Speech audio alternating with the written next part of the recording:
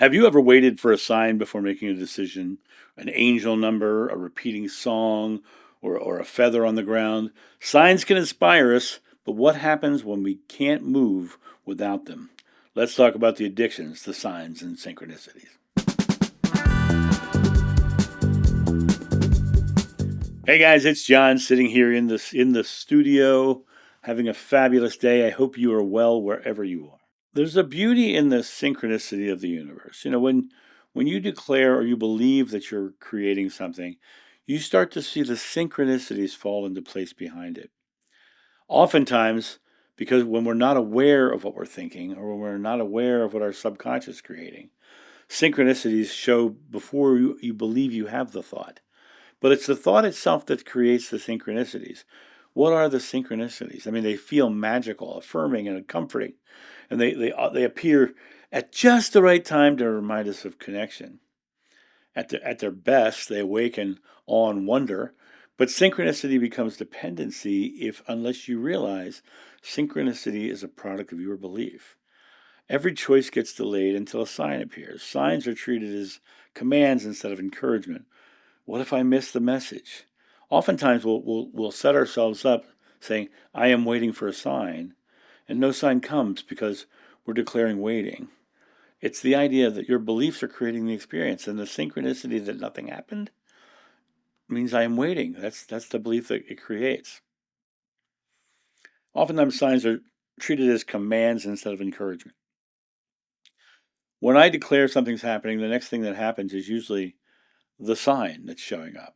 And that sign that is showing up, it is just the product of what's happening. But if we don't see it, fear develops, and we get afraid that we've missed it. We're hunting for the message, believing it's not here now. When you have given your power to act away, you've given away your authority. Even if you've given your power to act away to synchronicity itself and signs. People will often depend on signs and synchronicities because they're afraid of making wrong decisions. They think they need a sign to go a certain way. Desire for external reassurance. They want something outside of themselves saying, yes, I'm on the right path. These are the signs, the synchronicities. They want to believe that the universe knows better than they do, but in reality, the universe is just substance waiting for belief, and the beliefs are yours. The ego, which is just the awareness of self that has the processes of threat assessment, it wants certainty because it wants to feel safe. And signs become substitutes for trust. We trust that things are happening because a sign has shown itself. When you fall into the addiction to needing a sign, you lose trust in self. You lose trust in your ability to create your experience. You stop listening to your inner knowledge, your inner knowing, and we get paralysis. What is paralysis? Paralysis is the product of fear. Fear is always the paralyzer.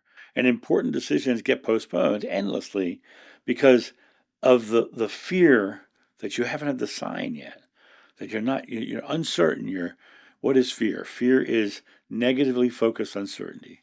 The concept of negatively focused uncertainty in the idea of signs and synchronicities, we're expecting a sign to alleviate our fear of that uncertainty.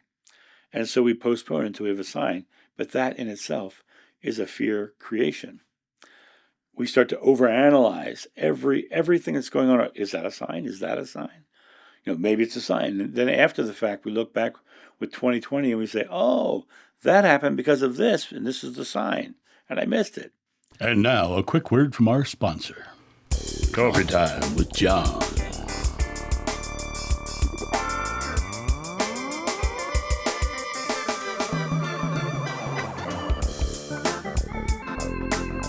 This channel runs off coffee, so get your coffee and tea at johnsjoe.com. Oftentimes, we'll overanalyze every coincidence. Something may happen, and you can flip it back and forth. Is this a good sign or a bad sign? It all depends on perspective because it's always from the subject's experience in creation.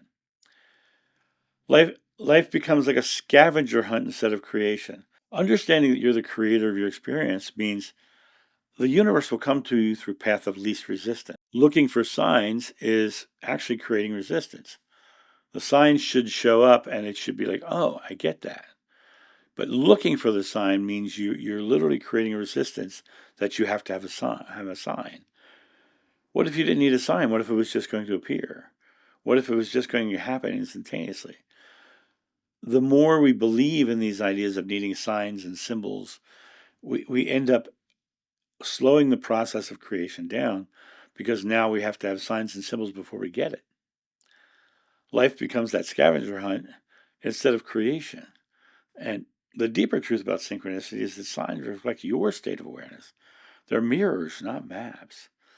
They're reminders of connection, not instructions. The true compass is always the inner clarity, what you feel and hear. Living beyond the addiction of signs and symbols, you start to appreciate this synchronicity more without handing it authority. You start to go, oh, I'm thinking of a red Corvette, and so I see a red Corvette. That's the way the mind works. And it always comes down to you being focused on what you're creating. Living beyond the addiction, you start to appreciate the synchronicity, as I said. But recognize the ultimate sign is your presence and peace, how you feel in the moment. God speaks to us through feelings, not thinkings. If we shut off the mind and just feel, we can start to create clearly and bring the outcome in faster because we're not looking for a sign. You don't need the universe to whisper through numbers. The voice is always speaking within you. It's always there. You don't need the next thing to show you that it's happening. You need to just believe that it's happening. The stuff shows up because you believe it. Signs can be beautiful, but they were never meant to replace your voice.